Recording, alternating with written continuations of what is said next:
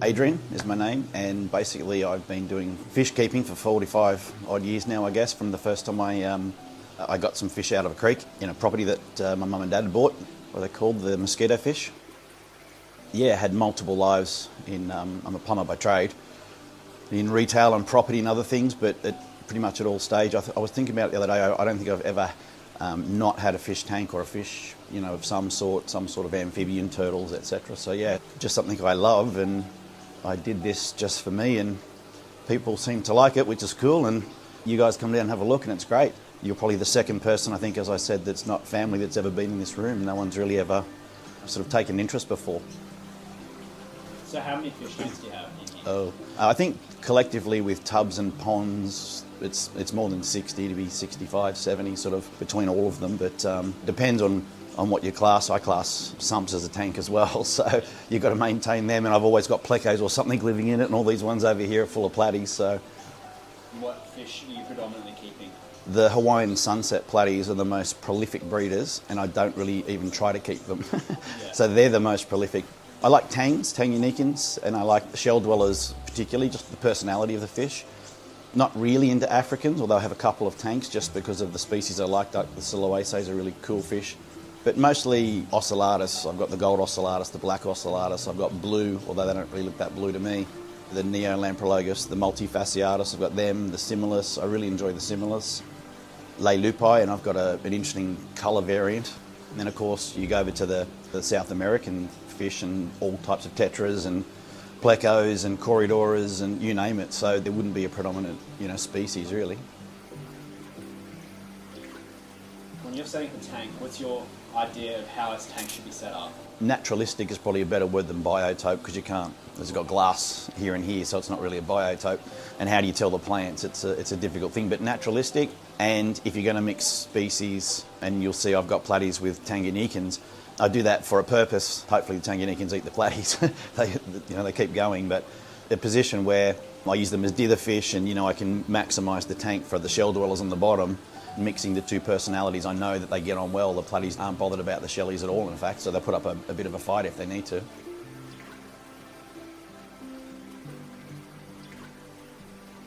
What does fish keeping do for you? What do you get out of this? It's certainly a stress relief, I guess, for me to, everyone thinks it's work, and it is, but I enjoy it, even when it's just cleaning something out. By the time I finish all that, I know I'm going to get to the point of recreating something, and I actually just like to create something from nothing. It's been a passion of mine, I guess, throughout all of my personal life and also career, is if I can build something from nothing, that to me is the challenge, and that's always something that I do.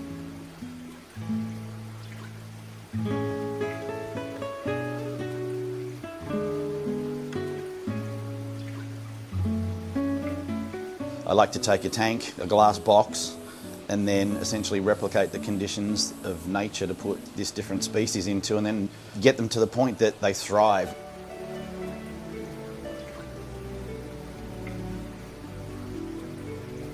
They enjoy it so much that they want to replicate and breed, and then you're creating life, and for me that's a really cool part of the hobby.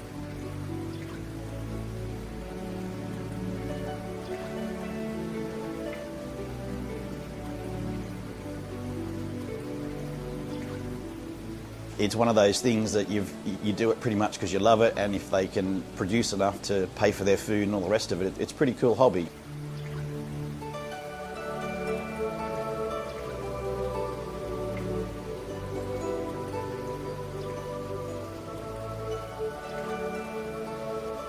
Okay, so I guess we'll just start by recording Adrian's room. We've got no plan, we're just going to start winging it. We're going to start on this side of the room. You can see all these tanks here. There's an insane amount, and then over this side as well. I'll just turn those lights off, but yep. We'll get back into those tanks later, but there's a lot. Adrian, you just take the lead, show us what you want to show us, and we'll go through every tank and show everyone the fish, and yeah. Cool. All right. We might start on this side and then go around. This is a standalone 6-footer, and it's running off the Aqua One filter down the bottom. As you walk in there, you'll see the fish. You'll see a few stir-bys as well as the albino stir-bys. There was 120 in there. There's probably more now, but they just breed continuously. And I've got a pair of angels in here as well. At the moment, they're just hanging out in there. They'll probably stay in this. Is this an albino danton? I think it is, yeah. It's a pearl scale though. Yeah, yep. So there's also a really big, beautiful male black angel in there. He's probably hiding over the back there, but he's spectacular. But he's got a girlfriend on the other side, which I'll show you as well, that I've got him set up paired with. And it just runs continuously. Everything's hooked up to that rather ugly looking manifold at the back there, but I turn one valve on and the water goes in and it overflows out the back through the drain system, and we collect the water outside for our vegetables and other plants and stuff. All of the tanks drain into that particular tank, and then the majority of this side of the room runs through that sump down the bottom. So just down here? Yep, it's an African, essentially Tanganyika sump, and it's all hard water. And going into that, these guys are looking pretty good at the minute. You'll see down here, these are the Leilupai. These guys are really interesting. They're a colour morph that I've been able to sort of breed for 3 generations now. The colour for a Leilupai is usually yellow, like canary yellow, and you get the orange ones. And I've struggled to find any other pictures or anything online, but I did find a black one. Mine seemed to be more purple, I think. In particular, the girls just go this really deep purple when they're in breeding condition like they are now. They spawned in there the other day, but the fry lasted 3 days before the rest of them got them. But there's also some malariae, Julidochromis malariae, in there on the rocks. You'll see they're all babies that have bred in there. Surprisingly, the Leilupai don't pick off the Julidochromis. It's interesting, but I'm sure the malariae, they definitely ate the spawn as well. So the next one over, you might be lucky to see if he's this out. one in here? Yeah, he's an Alanakara. He comes out when I'm alone, but other than that, he's just shy. He's shy. The bowl on top there is a standalone system, really, by itself. I built it. I found that bowl, and in a shopping centre one day, and thought that'd make a good fish tank. And I got the light from Bunnings and pretty much just set it up. It runs through air, and I can pull it out if you like and show you the background of it. It doesn't have a fish in it at the moment. I did have a male fighting fish or beta in there, and unfortunately he just got sick overnight really and died in one day, which was unfortunate because I usually keep them for quite a few years. But I'll give you another one. Oh, there you go, thank you. If I can put an order in, I'm looking for a blue and yellow one, I think, this time around. Hellboy? Short finned, maybe. Yeah, yellow Hellboy is what they are. Are they? Beautiful. If you look down here, it's an under gravel filter, but I made it myself. There's nothing to fit that shape, of course. Right down here, you'll see where I just used the end of a filter outlet, and I've a 90-degree 1-inch bend, then I've just got it dragging through the actual gravel there as it goes up. And then I've got the switch down the bottom for the light, which I can just turn on and off. You've got all the plants too. Yeah, that one in particular grows quite well with its roots in the water. As long as the stem is out of the water, it's fine. And this is just an orchid. It loves the conditions in the fish room and the lights and all the rest of it. And then the moss is just some moss that I've got off the creek. And then this top tank, you've still got so many plants too. So these are all connected in the tank? All in the tank, yeah. So everything, you'll see the roots here, it's quite easy. This is a Spophyllum, a peace lily, and that's it. All I do sits there. When I cut it off, and then I just find a spot for it that the roots can get into the water. And then once I do that, I pull it up past the stem, and that's it. It'll grow beautifully. It'll actually flower. I've only got the one light, the one that you use as well from Bunnings, I noticed. The floodlights. Yeah, the floodlights, and that's what grows all those plants. I just love the plants, like seriously. They're so amazing. Yeah, from what I understand, essentially terrestrial, they've got the access to the CO2 and the atmosphere. They drag the nitrates out faster. It's like white floating plants are better for your Most tank. of my room now, I'm not even using plants in the tank. I'm just, putting a bit of pothos in the top or something like that, and that's just enough for it. Well, if you have a look at this pothos over here, I mean, look at this stuff. It just once it gets in the tank, and it goes nuts. But this tank has literally just got my blackworm culture in here, so you'll see them in here. All I do is every night I'll just stir that up, and then you'll see them go through there, and then I feed those to the ones that like the apistogrammas or the the tiger Darios or something like that. This next tank, it's got the Barelii in here. I'm keen to see these. I was really keen. So that's in there. What an amazing fish. Yeah. They've spawned. So if I find the girl, she might be around the other side. I talk about all of the fish tanks, I sort of refer to them as a working illusion. They've got to actually support life, and then you've got to work out, well, how do I make them look or sustain that look and sustain the tank? And it's a fine balance between the two. And really, aquaculture is the same as gardening. If you're good at gardening, you'd be really good at aquascaping and aquaculture, and vice versa. So these guys, if you look around the back here, oh, she's tiny. And there are tiny, tiny babies somewhere. They'll be near her, or they might be in the... I'll have a look. Oh, well, that was their first spawn. I always, I expect to lose the first spawn of every fish pretty much. If they spawn and they get to actually free swimming, I'm stoked, because I know the next time they'll get to the next stage, and the next time they'll get to the next stage. And it's amazing. I love him. He's beautiful, isn't he? There's your Barellis, aren't they? Yeah, that's the Barelli, yeah. So there's just so many different pistos. You'd think someone with a YouTube channel would know, but I don't still. So this tank's always dirty, but you'll see I've got some really happy Otocinclus. Yes. You'll see the green emerald cories behind them, which are quite beautiful. And then I've got the blue neon Acara. So these are all my babies, the Acaras. And you'll see them all over here. Oh, wow. Yeah. How many did you get? Like 20? They usually spawn about 100 or more. Wait, you've got more than this? Oh, yeah. Yeah. Well, this is what's left. Yeah. You had to sell the rest. I probably sold about 400, I guess, so far. So, and they're in there with some red-eyed lamp-eyed tetras, I think these guys are. It's cool that you appreciate the tetras. I love them. A lot of people don't like them. I love them, yeah. Well, not that they don't like them, they're just kind of, they just fill up a tank, sort of. Yep, absolutely. And there's a colony of 397s in there. You'll see one in there. Oh, yep. So these are, again, my babies. That's the next side. I've got 4 more spawns of 397s from 1 centimetre upwards. So they're the ones that are ready to go. Everything in that tank's for sale except for the tetras. They're mine. Next tank down is... Again, these two are just for grow-outs and for sale, so all these endlers in here are for sale, but they're a line that I'm trying to get going. It's like the flame tail, though. See this guy right here? These are the ones I look for. Oh, that's an awesome tiger antler. Yep. So this is your hard water side? Correct. Okay. Well, this tank's not on that system. I can make it either or, but when I drain it from the hard water tanks for these guys, this one is actually just at the moment full of, I'd say, neutral, because if you see, I've got a colony of plecos in there, so they're just normal plecs. After a few beers the other night, I decided it was a good idea to put the endlers in there, but I forgot that I've got 4 chain loaches and a clown loach in there. So I'm like, yes, anyway, so after I put them in, there was, 50 or more in there. I thought, oh, well, we'll see what happens, but I've been overfeeding the tank, and I know that, I haven't been losing too many, but I'll catch those guys out shortly. If I can get that flame in the tail to be red, then I'm actually that's sort of what I'm trying to achieve. So that's where these guys were in there. This is just a quarantine tub I've got 20 cardinals in there. They're about to come out in the next day or so, just simply because I want them to go in the tank up the top. But so you quarantine all these fish in your room, in here? These ones are going into a tank with really expensive fish, so yes. But at the same time, I get that opportunity to breed them.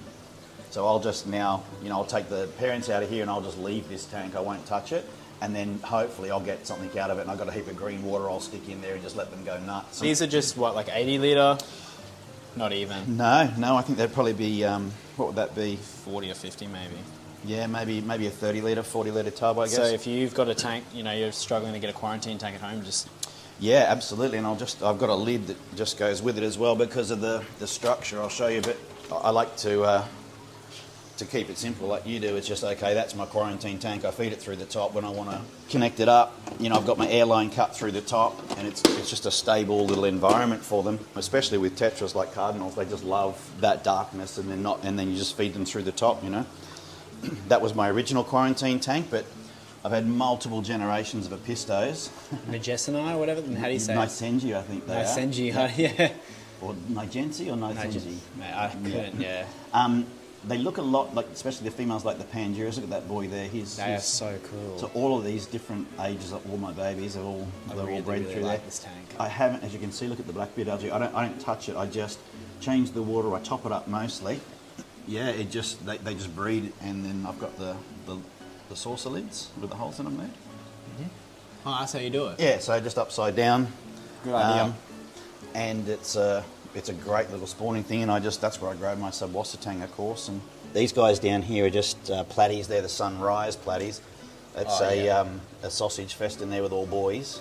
So every time I get a girl, for whatever reason, she just doesn't survive even with one male, and I don't know whether it's my water, but they were breeding brilliantly, and now I'm down to them. But I'm going to take those guys across into the 8-footer because they're pretty easy to catch, but they also eat blackbeard algae, so I'll stick them over there. And I grow my Java moss in these tanks. These aren't attached to anything other than the drain, and then they'll drain if I just do a water change.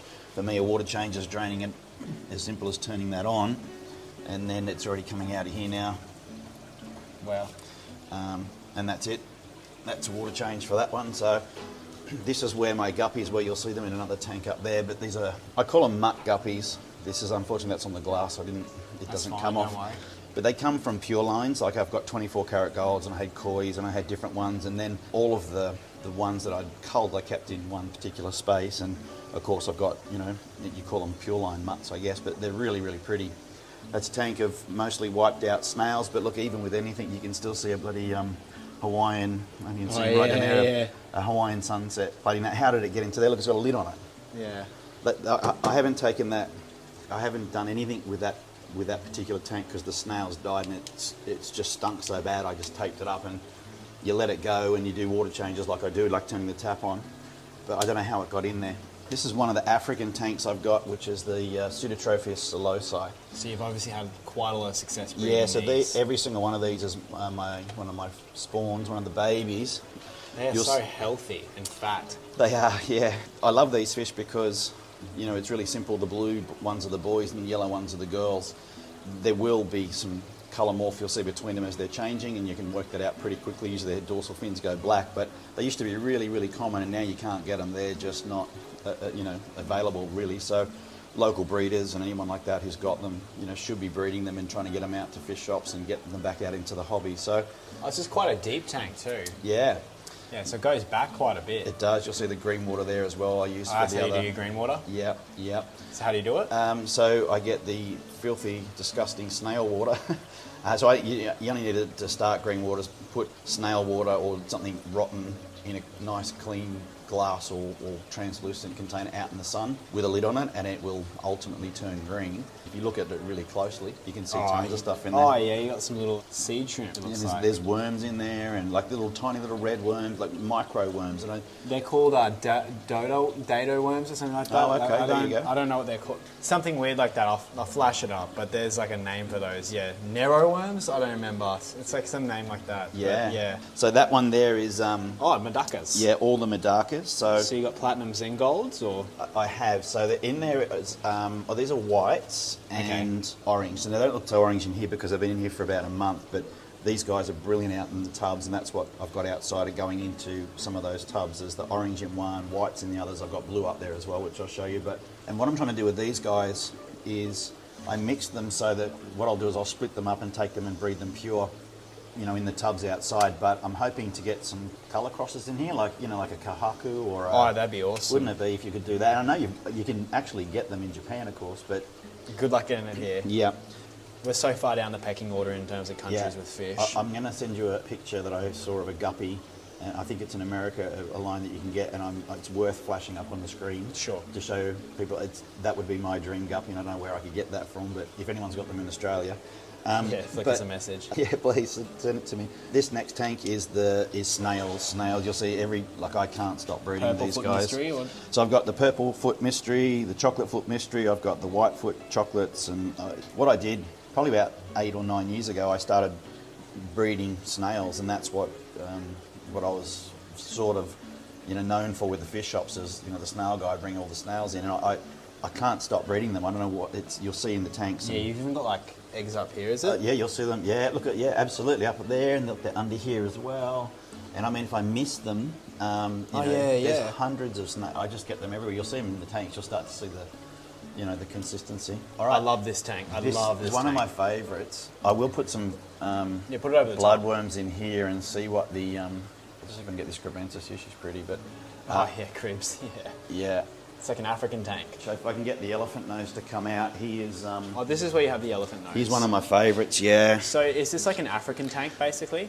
Essentially, the fish in there are all African, like Congo tetras, and so there's the yellowtail Congo tetras. There's the normal ones in there, which look spectacular, of course, but the crebensis are from the same area, as are the elephant nose. Oh, there he is at the back there. Yeah, you might not. There he is. Oh yeah, shy bugger. So you have a few of them? No, just the one. The reality is these guys, they're quite aggressive to their own. You've got to have one, or you've got to have 5, maybe 6, you know. Do you have a name for him? No. Pinocchio or something. Huh? It's weird that their mouth is on top of their nose. They are a weird fish. Yeah. I've never seen like someone keep them. I know that people. Oh yeah, it's like a dolphin. Yeah. Oh well, let's just get him away. Sorry. Well, I guess we go up here for you. Yeah, so they're the gold ocellatus. I love these. I haven't seen these in person actually. Well, if you want a pair, I'm happy to give you a pair. They're cool. One of my favourite fish. Heaps of personality. They've only been in that tank about 24 hours now, so they were in the tank to your right. They're a bit like a marine fish almost, you know what I mean? Very much, and it's brilliant. If you put your hand in there, they will attack you and they will bite you. Can you do feel it? Yeah, I'll go. I'll see if I can. I don't want to make you suffer, but I know everyone's going to ask on YouTube. Yeah. If they don't think you're chasing them and you're just moving stuff around. Oh, you will? He nearly went me. They're not shy fish. They will come at you. So these are just like, what are these, eBay lights or something? That's just off eBay. Yep. See, I know low-cost setups when I see it. That's an awesome job. Yeah, it does fine. People spend so much on lighting, they don't need to. No, pretty much it grows, anything from there, really. This is a tank of blue Medaka. Oh, these are cool. And there's orange shrimp in there as well. I don't know if there's any that you can see the orange shrimp, but there's... Colourblind. But then you've got the next one of the blue ocellatus. The babies that they've had, I've had one spawn, they were really blue, but the parents don't seem that blue to me, but I'm just going to keep on breeding, trying to get that line. But they are the only ones that I've found really eat their babies. Okay. Which, and they haven't spawned again for me, so I've just moved in the tank next to them is the sunspot brevis, and that massive snail sitting right over the shell, which I'm sure they're both inside. They're one of the only shell dwellers that share the shell, so the male and female will both be in the shell. Okay. The next tank over is a 24 carat gold guppies. These are really cool. The 24K golds. Yeah. That's a true line. I think I paid $75 for the trio when I first got them. So I probably had them for about 3 years, like the breeding true. And you'll see there's lots of babies in there if I put more. Yeah, they'll be all up in there and stuff, Yep. are they? Oh, yeah. Oh, how cute. I wouldn't mind getting some of these if you had some. No problems at all. I have had everyone who's come in ask me for them. And next tank over, they're Hawaiian. Hawaiian sunset platies. You gave me a few of these. So. Yeah, the babies I've got, I can supply as many of them as you like, but cool. they're in all the tanks. I don't know how they get in there. If they were an egg scatterer, you'd understand. These? So they're quarter punk tartus, and they've got 2 sets of spawns in there. So you've got one size, and then you've got a tiny, tiny little baby. I love how they're protecting them from... Oh, they're brilliant. Yeah, they're brilliant. Man. And those platies would eat them, but those quarto punks, they're brilliant. And they'll change their colours when they're angry to black and white, look almost like a convict. You have babies everywhere. Everywhere, I know.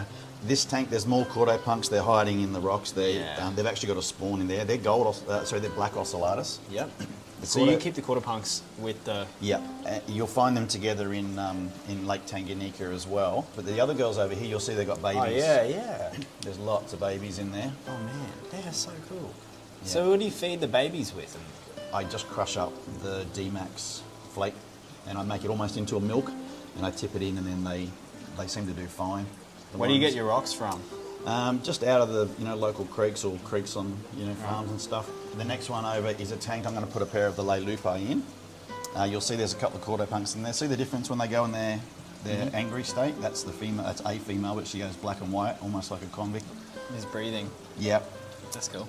This is I'm going to take this off. I just do this because of the... Oh, so you got a curtain here. Yeah, anyone that's got metal frame tanks, all I do, because it drives me nuts because I'm not exactly tall, the light shining down, it gets into your eye. So all I do is get some black felt, glue some magnets on, and it's as simple as doing that across the top. And not being good at sewing or whatever, I just cut it with pull the bottoms. I just pull the bottoms across, and you get the nice neat front. Awesome. So then you can just whip it on and off. But I actually enjoy looking at this tank from both front and back. See the babies over here? Oh, yeah. Oh, man, I love these cichlid babies so much. Like watching them with the parents. This is what I say about shell dwellers, is they thoroughly, they're enthralling when you look at them because, you know, they don't eat their babies, they will protect each other, they'll fight and spawn. I breed such a dopey fish that, like, you know, they just are so far from being able to do this anymore. Like, if I gave them enough time, enough patience, Yep. maybe on my 10th spawn of GBRs, I could get them to, you know, not eat the eggs. But otherwise, Yeah. it's such a challenge to just see this. So it's really cool to see it. Yeah, well, I love these guys. They were the first shell dweller I got.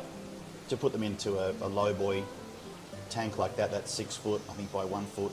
That's awesome. By, It just keeps going. Yeah. But what I like is the view from the top. You know, Yeah. as you're looking down, you get to see the whole dance that they do. You can see all the little babies there too. Yep. I love too, like, you know, the pothos up along the top of the low boy. Yep. Yep. Again, I didn't plant that. That's just one continuous line it's got there itself. So how long have you had this room, basically? 2 years. Okay, wow. Yep. Okay, I thought you'd have it for a bit longer. It looks that way. These guys are Sankey koi swordtails. They were the last spawn. That's where they were in where the ocellatus are now. Yeah, you can see the koi straight away. Yeah. That's the best thing about those swordtails and platies. You can see What they're going to be. exactly Yep. from the start. And they're beautiful. Next one over here, that's one of my favourite tanks. That guy there, it's an albino hecoli. And You bred these? No, I haven't. This is one of my challenges and one of the projects I'm working on. But there's 3 males in there. I had a female, but she got like a tumour in the eye and literally died within a couple of days of me, you know, seeing it. There was nothing I could do. But I'm chasing now 3 girls, and I will ultimately get to breed them. But Oh, what are these? so they're Watroy cories. Oh, see you later. Fast, aren't they? Yeah. And rummy nose tetras. There's Got about some- 20 of those, and the 20 cardinals in quarantine are going in there, and that's why they're in quarantine, because I didn't want them to go in there and give anything to these guys. Have you spawned these cories? The cories, no, they're one of the only ones I haven't spawned in the room, actually. I'm expecting them to go now. They've got to get to a certain size, and 7 or 8 of them I've had for a couple of years now, so they're definitely ready to go. I've just got to work out what the trick is. Every cory is a little bit different. Now, you won't see the fish in there, but you might see no, the I can see 'em. babies. See this little guy here? Right here. So I had that tank. That's done nothing for a year. I've just put a pair of black calvus in there. I just let them go. I did nothing, have done nothing to that tank. I only cleaned the glass yesterday, and it was only the day before that I noticed something moving behind there, and they've got a whole spawn in there. My mate Tony gave me that pair, and he said it's going to take a year for them to breed, and he was pretty right. It was pretty much bang on a year, and I've got those spawn out, which is really cool. That's the first time I've ever bred calvus, so I'm happy with that. These were so cool. Like, while we were doing the interview, I was just looking over. Yeah, I really like that tank. That I had a vision of those guys because they were in one of the square ones down the bottom with the Simulus, and I wanted to get them into a bigger tank, and that was one of the ones that I did plan for, really, and they've just done so well. They're huge. Like the Simulus themselves are probably the largest I've ever seen. There's Simulus in here? That's these guys. So Neolamprologus Simulus. Oh, I was going to say, I've got Simulus cories. I was like, where are the cories? No, the Simulus. I love this. Yeah, I hate darkweed. It's in lots of the tanks, but I actually quite like it from that bottom view like that, and I Yeah, leave it's that awesome. tank like that.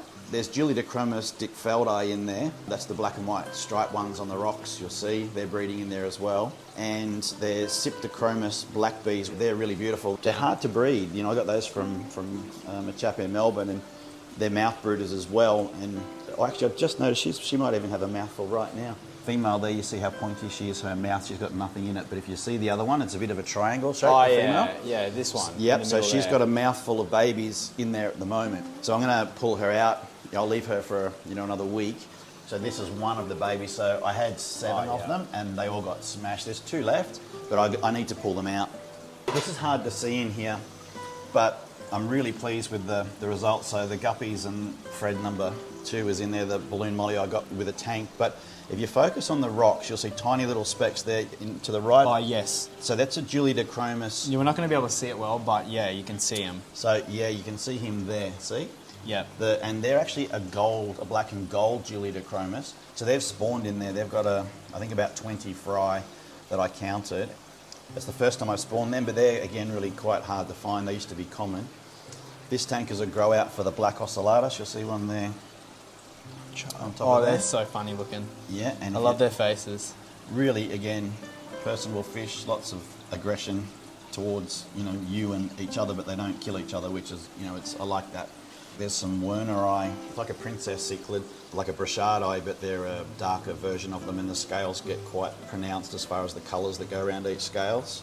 Next tank, that is Brachardii. You see the larger princess cichlid there. That's the sister. So did you have to do anything for these, or this is just them raising all of these up? That's so cool. Brachardii are pretty easy to breed, and you'll see the Julidochromis transcriptus in there, the black and white checkerboard Julidochromis. So the baby's there as well on the rocks, and it's just such a marine look. It is. The like Tanguanicans, it does have that feel to it, doesn't it? I feel like I've seen this when I've been just snorkeling. Yep.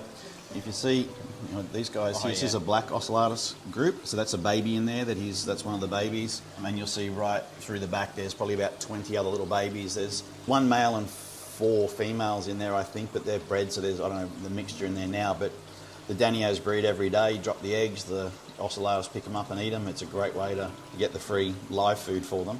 Yeah, they're healthy as all get out. So cool. Next one down is, they're the sunspot brevis. If there's anything, if they're coming out at all, I might just put my hand at the back, they might come to the front. Oh, yeah. If there's any coming out. These guys are...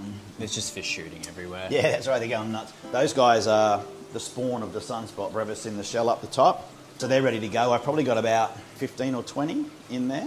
This thing, you might even be able to help me here. This is my L333s that I am having trouble breeding. I was going to say a few things. Just give me your advice, please. I feel like the L333 is not a blackwater type of pleco. Mm-hmm. This will work really well for like your 397s, but these guys come from what I understand, I'm probably wrong for everyone who's on YouTube, from like really, really fast flowing. Really clean water? Yeah, clean, rocky water. So like, just imagine like a huge rain, but no tannin. Mm-hmm. So you kind of want basically like 30 parts per million TDS, like very, very soft, like basically RO water, but you want a 7 pH or a 6.8 or a 6.5. Yep. So like your pH in here probably be like 6 or 6.2, yeah, would it? For sure. They're not fussy. That should do it. Like just get it really, really high flow. Yeah, I haven't been able to crack those guys yet. That's just the only thing I'd change. Otherwise, just make sure you got a good ratio of males and females. I might put like an internal filter on there as well. Lots of flow and just lots of clean water. All right, thank you. That's cool. Next tank over is, I'm going to put some stuff in this next couple of tanks just to get them going. Ornata pinus, they're another shell dweller. These guys, again, heaps of personality. Is this your just crushed flakes? No, this is just some frozen food I've stuck in just so that I could get them going. A lot of them have been a little shy. But these guys, that's the female, it's another female on the left, the males are much darker, but they are really cool shell dwellers again. They definitely dance as they go round and round in circles, and they are very different from the ocellatus. They'd be more of a multifasciatus. Yeah, they're hiding at the back, the babies, as they do, but they get to a size and then I'm sure the parents start picking them off, so I just need more time to be able to pull the babies out. Really, as they're still a group, it's probably best to siphon them out rather than try to chase them around the tank as they get older anyway. This is a really interesting tank. I'm sorry it's stuck in there, but they're going to a pond outside. But they're extinct in the wild. They're a fish called a gadiid. So they come from Mexico and they're just in there temporarily, although I built this rack around them. So they're from San Marcos. I think they were also reclassified as Eiseni. The males have got the blue bellies and the yellow tails. The females are just the green. And that's the Akara that jumped over out of the tank next to it. So I've decided anything that happens like that, I'll keep him. Yeah. he really wants to stay because the tank was for the for sale tank, So yeah, they're going into one of the tubs outside that I've set up. Yeah, you just have all sorts of different stuff here. It's crazy. And look at all the way this stuff. This is all the stuff it's so cool. It just grows. And it adds such depth to a fish tank. Like imagine if we just had these racks, but like none of these plants. Yeah. Imagine how boring it could look. Yeah, it's too clinical for me. Yeah. Yeah, and you can see what I mean about this. Once I take that out, you've got... So you got fluorescence there? Or? No, they're just the Bunnings, the little cheap $27 LEDs. Oh, wow, they're doing an awesome job. They are, aren't they? So but it blinds me from here, so that's Wait, they're just from Bunnings. I need to sort out some lights for my room. Yeah, so we'll talk about that. $27 I think I paid for each of those. I think they're still the same price, so... And for a fish light, Yeah. Especially in Australia, that's cheap. So then we've got these three here. This is just... this tank's been going... And I brought it over like that from the other fish. And I'd say that's 5 years in its current state. I haven't broken it down. There's some really nice tetras in there.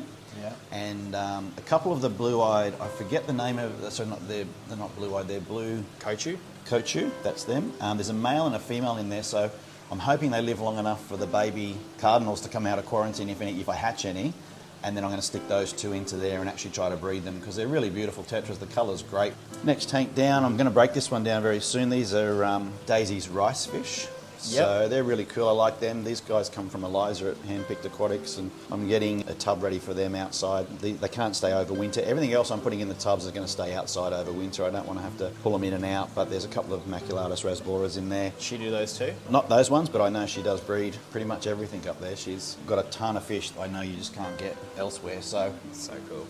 Very cool fish. The next one, if this will be a miracle if we do see, oh, there he is, right there in the middle. So he's a tiger dario. Can you see him? Oh, there? yes. So he's a very rare fish, really hard to get in Australia.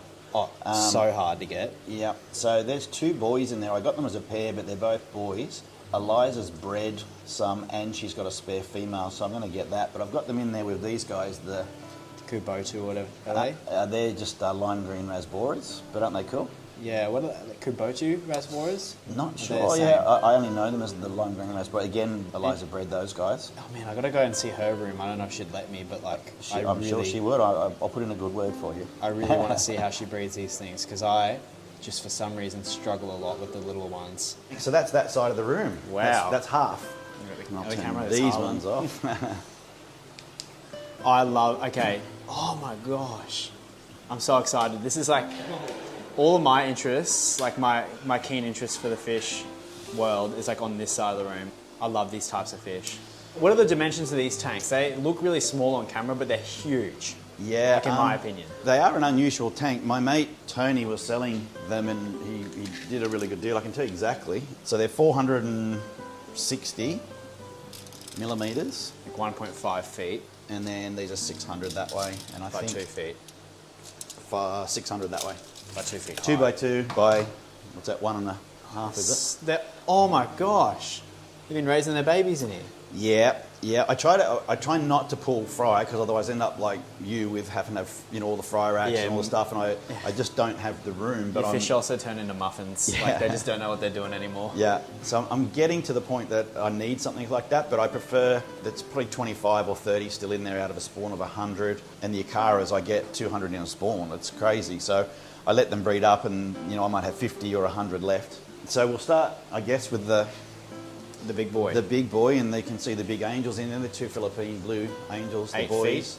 8 foot tank by 600 by, I think, 600. All the koi angels in there I bred. They're the last spawn. Those babies that you saw on the left, that's the mother. And the big black angel in the other tank on the 6 foot is going to go across there, and I'm going to cross the pure black with the koi just to see what I get. But see the cories schooling down here, the Adolphos. Yeah, they're all my babies. I bred all those guys as well. Oh, that's cool. I've got about 100 and something of them. Again, I just stopped breeding them because I could breed them every couple of weeks.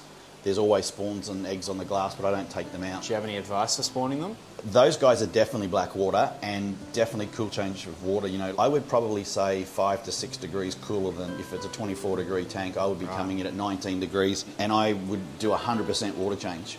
And do you ever sell the adults? Because I need a few to try and spawn. Yeah. I've got quite a few here. I don't sell them really, but of course I'm happy to look after you with them. So I did this as a community tank for all the types of tetras that no one keeps. Yep. They get a few of them. So I've got a heap of black widow tetras in there, a heap of Colombian tetras in there, Venezuelan tetras in there. You've got the emperor tetras. I've got the lemon tetras in here, the serpe tetras. What else have we got? The glow light tetras. And there's 5 orange flash apistos. You'd have to sit here for like an hour to see everything, which is why I did it that way. I like the intricacy of all of the species living together and where they go. And you will see the apistos, they do come out. Especially, actually, I'll put some... that might make them. Yeah, you watch when I put this on. I'm sure this will get them going if I put some of this in. They're not shy when it comes to food. It's like burleying the water. Yeah, pretty much. I love those Philippine blues so much. Yeah, they're really nice. It'll become a bit of a frenzy, hopefully. Oh, there you go. There's a female. Oh, yeah. Yes. Yeah, which are hard to get in the orange flashes if you know about it. Yeah, I need females too. Yeah. Here's another one over here, another female. Okay, so we're gonna get a girl show. And there's at least 25 or 5 centimetre, 6 centimetre peppermint plecos in there. Here's another one of the, looks like another girl. So got 3 girls in there. So the other 2 hopefully will be boys. I can see another girl too. Oh well. Well, my mate has got still another 12 of them, I think, or 10 of them. So we'll definitely get pairs, but The good thing about having all those girls is you can buy the boys anywhere. Yeah, I could give you 1,000 boys for every girl. So Yep. So I did breed them once. They were pretty easy, but finding the girls again is just such. Yeah, a once you pain. nail it with the pistos, I think you're sort of right pretty much with all species. Whereas with Corys, you got to get that trick with each one. There's also quite a interesting a yellow Chinese I saw algae him in there. He was pretty cool. Down here, funny looking thing. I like him. He's cool. The reason. So you see the blackbeard algae in there at the moment. I'm going to get say 6 or 7 small Siamese algae eaters and put them in there. Okay. And then just let them go nuts and see how long it takes to clean up that, because I think then it should have it under control. Here's the bircher while he's out. This is Fafnir. Fafnir. My son named him. Apparently it's a Norse god. And he thought he looked like a dragon. A fat dragon now. He is, isn't he? Yeah. Yeah, I've had him for quite a few years now, and he'd be at least 3.5, 4 years old. I love this. These tanks are so cool, man. Yeah, I don't do anything with it. There's a large marble pleco in there. You can see he's sticking his... I'll grab that light again. He's sticking his tail out. He's one of the largest, most aggressive plecos I've ever seen, as in the marbles. Fafnir's a bit of a camera hog too. He doesn't mind the attention. It's all right. He can have it. Yeah. I'm hopefully going to get a tiger bircher that Jack's got up in his shop up there at the moment. I'm trying to take enough fish up to him to swap him for the tiger bircher, which is 2/3 the size of Fafnir, so I'll get him a friend. But I don't do anything to that tank. As you can see, most people would say it looks like crap, but that's just perfect. Oh, I love it. I love these tanks. It's perfect for a bircher. They just love... He was in the 8-footer, and he just to hide behind the logs, and I had black belts and filament barbs, and that was a monster fish tank only a month and a half. And when I put him in here, he's never been happier. Because I've got holes, I've got pipes, I've got stuff, he just crawls through the whole thing. Yeah, he's never been a happier chappy. This is all the peppermint plecos hanging out the logs. Do you breed many? Hundreds, but I haven't had a spawn since I put them in there, which was about a month ago again. Oh, okay. So they're probably, they're due to have some bubbies coming out now. Yeah, I've been breeding them for years, and I've never had problems. I usually get hundreds at a time. What's your tricks for breeding these? Same as the 397s, really. They do like the high flow. They do like the cold water changes. Good food. They really like, if you do decent protein food, don't feed them too much because they're not just protein eaters. But I find that I put protein food in with the 397s, and they love it, even though they're timber eaters. These guys, even though they're more vegetarians, they do like the protein food. So if I do every third night, I'll feed a protein mix of some sort. And then I found that really works well. So cool. When they turn from the elongated sort of... Yeah, when they start getting the shapes. That's just so cute when they're that size. And then they just hang in all the moss and all the roots. You think there's not hardly any in there, and I go, oh, they must have got eaten, but then I'll count them, and I look through with the torch. And so the mate of her, he died, so that's why I'm putting that big black male over and across into them, and they'll pair off. They will for sure. You can see how fat her belly is. Look at the bulge on her belly ready, now. Yeah. She's ready to go right now. Just going to pop. Yeah, he's a nice Akara in here. He's a different bloodline to the ones over there, so I've got 2 different bloodline pairs. Yeah. If you look to the right up behind the manifold... So these are Adolphus. Yeah. There's at least 100 in there, which of course you can hardly see any of them. Another one right here at the end of the... So this is all Bunnings play sand? Yep, Bunnings play sand and pothos. That's just the roots of the pothos, and as you can see... That's just the roots? Yeah, so that's just the roots of the pothos. See this one hanging out the tump? That's it here. Yeah. So I just place it and let it go. But you'll see all up here, this is all the pothos roots, and then the spaphyllum, you see it's flowering as well out the top. But this is they call it travelling iris here, but I'm not sure of the botanical name of it. But I find it grows really well if you put the roots in there, and if you can attach it to the glass, if you've got straight glass and you put a clip to it, you can put moss over the clip so you can't see the clip. As long as its roots are in the water, like these are just sitting here. So you clip your plants to the glass? Look, if I need to, but you see I set the timber up so I don't need to, and these guys, they're just sitting in there. Yeah, sure. But there's no dirt on there, the roots just go into it, and if you have a look at the roots coming through then in the glass... Oh, yeah. So they just sit there and filter continuously. Wow. And then again, the spaphyllum, if you read the little plant pot thing, it says don't give it wet feet all the time. You can see how the roots are completely covered in blackbeard algae, so it's been in there for a while. Wow. So all of these tanks, they filter through this sump here. It was always just running through the sump, and I watched Kev on Oz Ponds, and I love the biofilters and stuff where all the water goes to the bottom first and filters up through layers of rocks. So being a plumber, it was a good idea for me then to sit down and try to reverse engineer it. This was really difficult because the levels of the outlets here are very close to the levels of the water here, so I had a whole heap of issues and had to put overflows on it. But basically what happens is all of these tanks, including the 8-footer, drain into this 60-litre garbage bin that I've just manufactured. And you'll see, again, they're just flexible tubes going into the 100mm pipe. And it goes all the way to the bottom with a 90-degree bend. And then I've got various layers of, there's a space in here for sediment to gather, egg crate. And then I've got larger rocks, medium rocks, smaller rocks, and then filter gravel. And what happens is it comes down into the 90, out of the 90-degree bend and swirls around. So all of the crap stays down here and then it hits the egg crate. And then it's got to filter its way all the way up through here. You'll see where it goes out. It goes out, out of there. And then it goes into this one in here, and you'll see that's the K3 media, the filter media, fluidized media. So then it just gets all smashed up in there if there's anything left, the bacteria and stuff that lives on that. Then it goes down through the sock, which I don't clean the glass here really. And then from there, it filters just down through the normal sponges. Again, I've got plants anywhere I can. Over the top through the baffle and then through the sponges, over the top and then through the biomedia. And all my heaters, there's 2 heaters running in there at the moment. So this is like having 2 fish tanks at home to have all of these because I heat it in here, and plus it's quite insulated in the garage and more green water, as you can see. So that adds so much water volume to that top tank as well. It does, yeah. It's a bit cloudy now we've fed, but that will all clear up very quickly because the one pump cycles right through and then everything's going through the bio filters. I don't use chemicals at all. I checked the pH on this yesterday just out of curiosity and it was 5.9, believe it. Oh, wow. So I did a water change and brought it back up to sort of 6.2, 6.4. And the other one's usually 8. I don't do a whole heap. The coral in the filter does the balancing there. If I need almond leaves, or you can Indian almond leaves, or you can see I just put eucalyptus leaves out of the bush.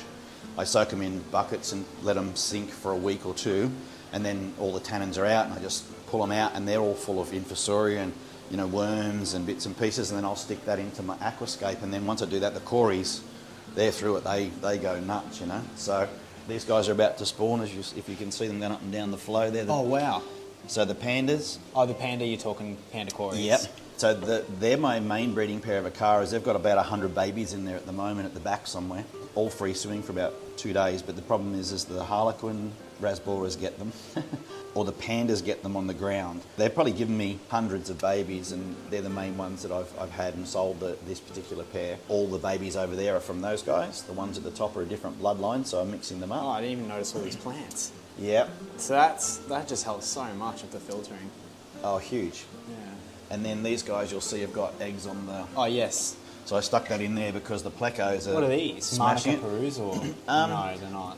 I just call them wild type. The male come from my mate Tony, and the other one I got with I think I got it with a tank swap. But anyway, they were just really nice fish together. I really like that look of the wild type. Especially in a tank, like this. Yeah, they're bred 4 or 5 times, but what happens is if you look down the bottom, you'll see this is my main pleco tank. I've also got matai cories down there, which are cool.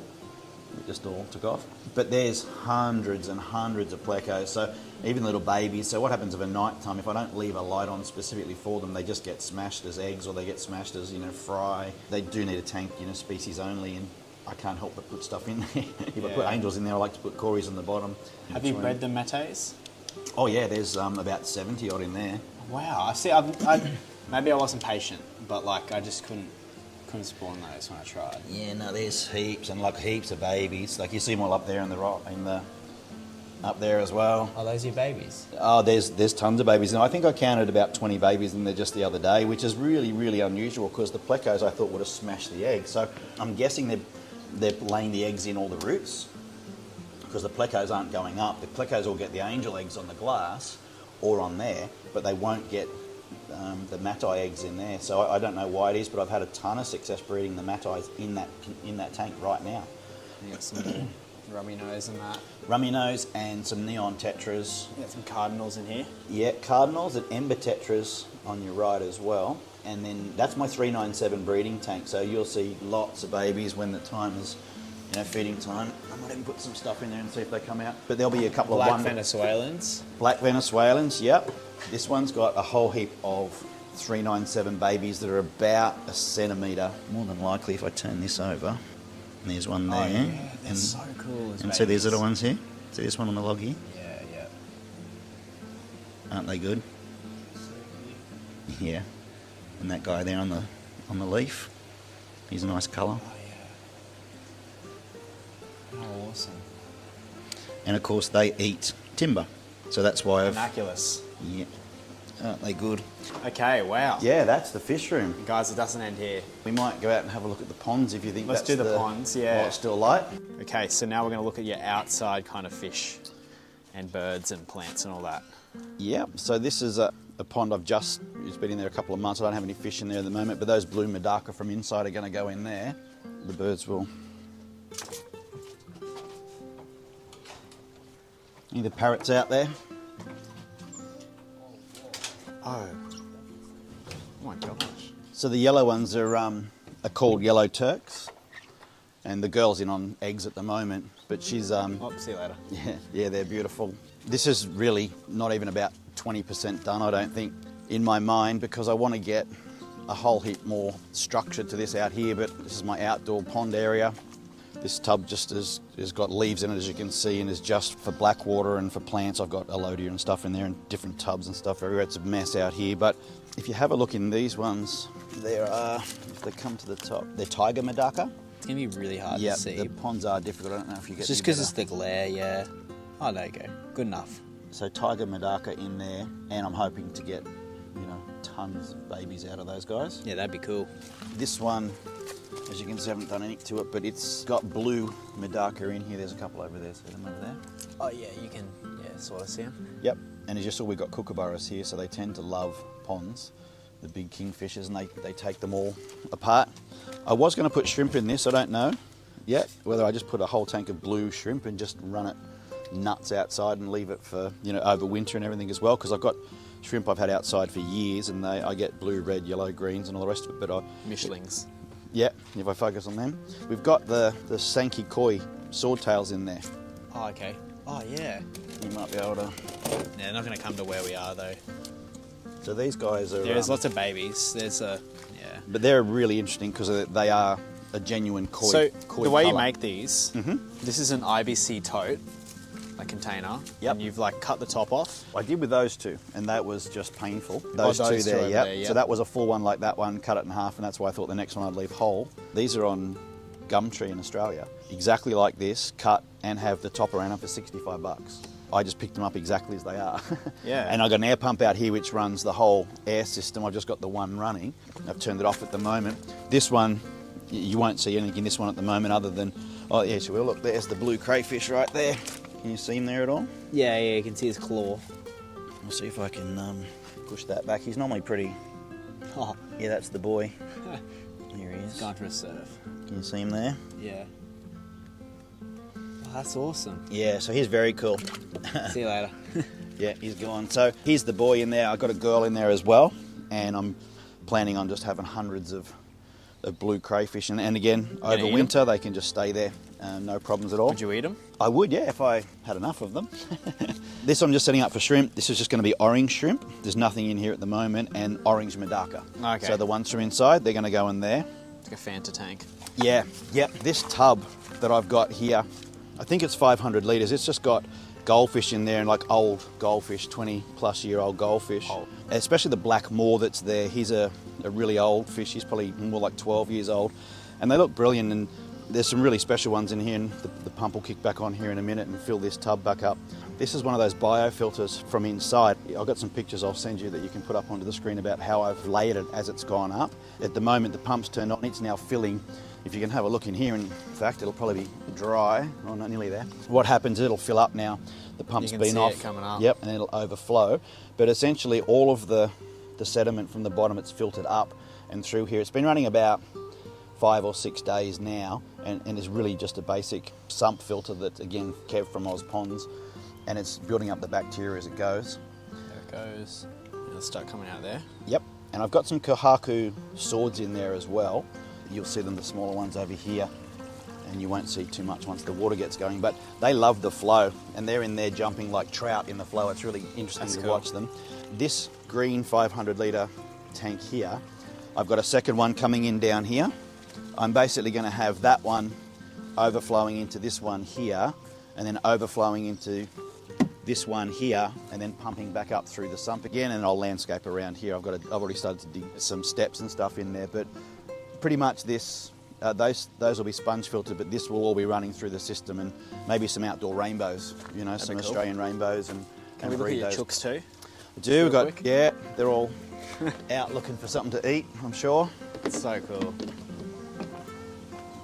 What do you do with all the eggs? Well, I give a lot away. Yeah. So lots. You should make fish food with them. Lots. Yeah, I could do too. That'd be interesting because you can use egg yolk as protein, huh, for baby food. All right, and then we've got inside. Yeah. Doesn't end here either. No, so you're welcome to come back and see all of this when it's done too, eh? Yeah, for sure. So this is the first tank inside. I'm allowed 2 tanks inside, and I've got 2 upstairs, so this is technically not inside. These are the adult Pseudotropheus psilocybe. And again, been in there about a month. You see some of the boys are coming out and changing colour. They're pale. The yellow ones are the girls, blue ones are the boys. I noticed that one of the girls has got a mouthful in there yesterday as well, so there she'd probably be in the rocks, but I've set it up for them to breed and then spit the babies into the rocks and hide. And you can see I've got a couple of plecos in there, which is again, you know, a mixture of Africans and Americans, South Americans, but it works well because that whole window at the back lets so much light in. The tank was just green, and then I put I think 5 or 6 in there, and I don't do a thing as far as cleaning the glass. It all up. I love that. Yeah, a favourite tank. This one I like. Pardon the mess, I guess, underneath, but I've got a permanent siphon overflow on it. So for me to drain the tank, I turn that valve, and it will drain down about 2/3. And the permanent siphons, this one over the back, it's just 3/4 inch black tube, 90mm bends over the top, and I've drilled a hole in the wall. I've also got the hose coming inside, and then it comes up over here. So for me, a water change is turn that valve, it drains down, turn it on, and it fills up. And what I've got, I don't do dechlorinators and all that sort of stuff. If you have a look out here, those 3 filters there, they're actually quite cheap. They're, you know, $300 odd for the total system on eBay, and it takes out all chlorine, everything, chloramine, the fluorides. So I was going to ask, your tap water is Gold Coast tap water, obviously.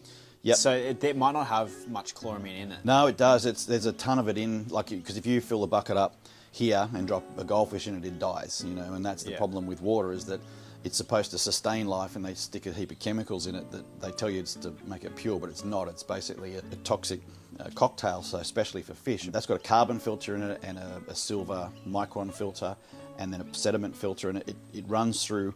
I've done the experiment previously with tap water, particularly when I was on rainwater as well. These filters have got enough extraction as far as the media that's inside them is concerned for me just to fill these tanks straight from the tap, and I can't do that anywhere else. And I don't like to use chlorine and all the rest of it. The filters I change every 6 months, and they're $75 for the 3 of them, so it's pretty straightforward. But the thing I like about that's the whole house. And I mean, you know, the chlorine, chloramines and fluoride that's in the water is not good for fish, which means it's not good for us. No. You know, it doesn't sustain life. So that, once you get that filtered out, then I can just do what I did there, is you can have as many taps as you like then around the place, and just turn the tap on and fill it up from there, rather than having to get buckets and siphons, and that's way too hard for me to... I've got the same thing, but I just don't trust it, hey? Yeah. Brisbane's water's even worse. Yeah, well... So I still treat it. Yeah, absolutely, because especially in your position, you need to, double check and triple check everything with your business on it. For me, I've run that now for 2 years, and I've had that where I've actually forgot. I did the water change, timer didn't turn off, and it ran all night. Like, it got down to, I think it was like 13 degrees or 14 degrees. It was so cold. The whole tank, I thought I'd lost everything, the 8-footers and the other 6 tanks. If there was chlorine, chloramines or fluoride, it would have built up over, maybe 8 hours of continuous water change. I lost 1 fish, which was an Akara. They all handled the cold, they all handled the direct, what is filtered water through it. So fingers crossed. Water conditions for everyone's area, you've really just got to investigate it and go into it hard. But that I'm really happy with for my place. So better lights on or off? Oh, it's whatever. It's such a beautiful room. You've got all your beautiful plants here. So you have dinner here? Yep. And then you've got, of course, the beautiful fish tanks. So they're the 2 tanks I'm allowed to have inside. These more lime green. Lime green rasboras and the glass bloodfin tetras they are. I really like those guys. In fact, I'm going to take the lime greens out and put them with the other ones and maybe try to breed them. But I really like a species only tank, and that one's really, it's a high flow river system, but it's still really tranquil.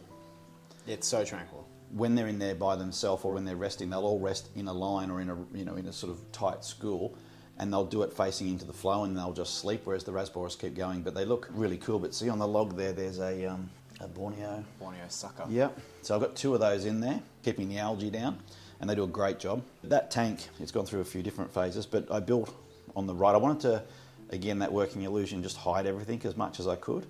And the filter that's in there, if you have a look around the back here, and I leave it like that so you can see it, but you'll see how I've basically concealed it in there. Yeah. And it's just a cutlery container that I've cut down to hold it in there, built the rocks around it, silicon them on, and then have that so that we can, at any time, I can pull that out without disturbing any of the rocks and making it a mess every time you touch it.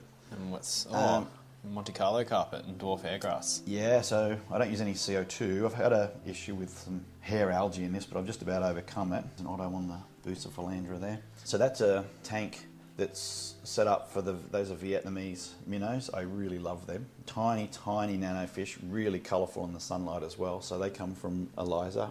Man, she has some really cool stuff. She does. There's black and white crystal shrimp in there, which come out of a night time. There's orange eye blue tiger shrimp in there, which I'm trying to get them to do, to breed in Mishlings. And if you have a look probably around under the cave around that side, you might see there's about 12 or 13 pygmy corridoras in there. See them, yeah. You see them around there? Back, yeah. So I've got a pot built into the rockwork there, so this spider grass I can just pull out and replace with another plant if it doesn't like the wet conditions. So I can remove the top section of the aquascape without touching the bottom So section. can spider grass grow in water? Yeah, see it over here? Okay, cool, yeah, because I planted yours that you gave me like that. Just sitting there like that. And that'll get a massive root system. Yeah, they grow like the fat tube roots. They do. The Matten filter just pumps away there. And then the branch coming out?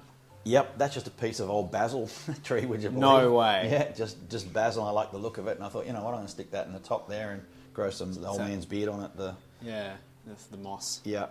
Yeah, but I find this very tranquil. It's good to sit around. If it's we've quiet. got people here, it's quiet. It's a talking point, which is good when people are around the table.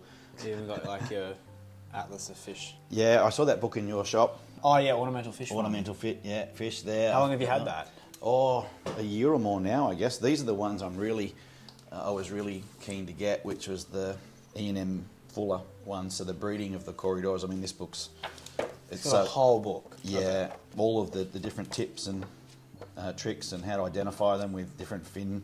That's another one with identifying the different species. And again, you can spend hours just working out which ones you've got, and then once you've got them, you can sort of spend the time doing it. Yeah, so there's the DIY. I've read bits and pieces of that one. You see a lot of stuff on YouTube, but you find so much more in books if you actually sit down and study. Yeah, I've learned so much from that one book. So yeah. YouTube, everyone is just looking for instant information and knowledge. It's just knowledge. That's got to be really quick. And I think books, and particularly with time and age and experience, you're not so much into knowledge, but it's more about wisdom. It's more about understanding how things have developed over time. Knowledge is knowing what it is and knowing how to do it. Wisdom's more, well, I've done it, and I've done it for 30 years, and I've bred them this way, and that's true wisdom. And whereas YouTube, it's just the instant gratification. Yep, I know that. I'm on to the next thing. I think there's only so far you can get watching YouTube videos. I definitely think that reading some of these books, especially if you're really keen, is 100% one of the best ways to learn. Just each night, just go flick through the contents and just find a page. Something different, yeah. You find so many interesting things. It's like anything with life, it's experience. If you've gone through it, then you truly understand it. Fish keeping for me has been learning patience. Yes. Patience is the biggest thing. I think if you can sit down and really do it for that right reason, that you're doing it for the fish and for the environment, and to get that thing to a position of balance, you sort of do the same with yourself as you go through. It's patience, it's balance for yourself and balance for the tank at the same time.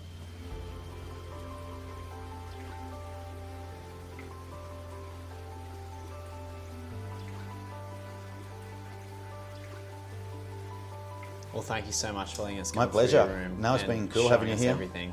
This is going to be a very long video, so... I apologise. No, don't. I think everyone's going to enjoy it. There's some amazing stuff to pick out of here. Awesome, I hope so. So, yep, thank you very much. Thanks, Adrian. It's been really nice having you guys. Cheers. All right, sweet.